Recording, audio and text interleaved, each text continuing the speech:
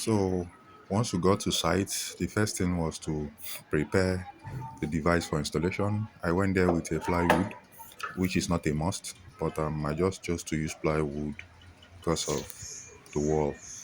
And as you can see, it's well installed. It's looking nice, well installed and clean installation. The next step is to do the connections, and the connection didn't take time.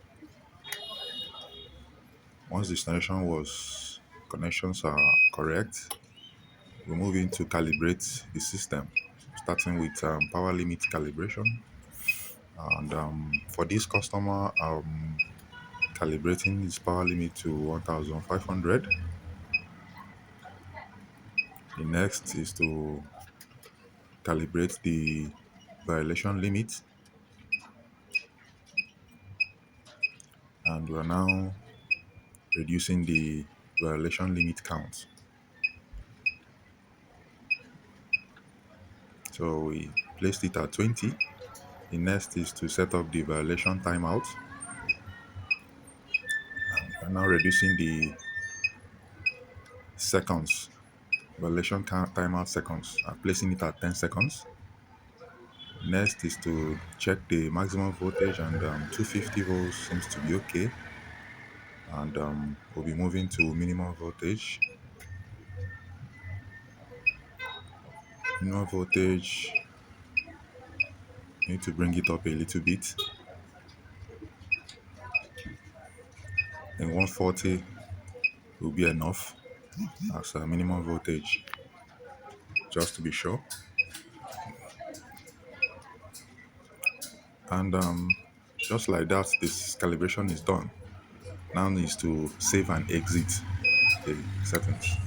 And just like that, you can now see that the power limit is showing 1500.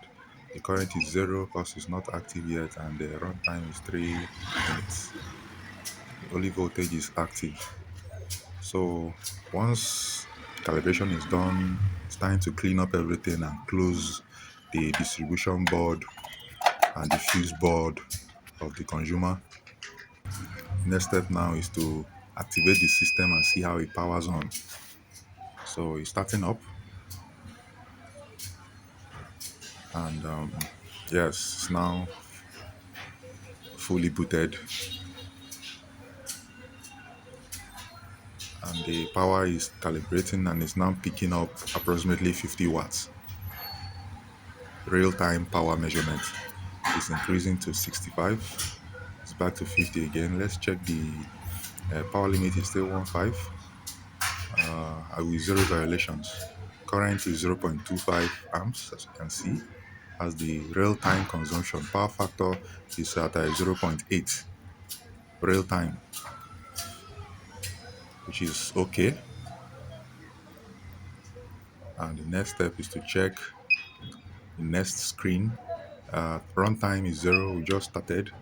I'll go back to voltage 233 volts, 53 watts real-time.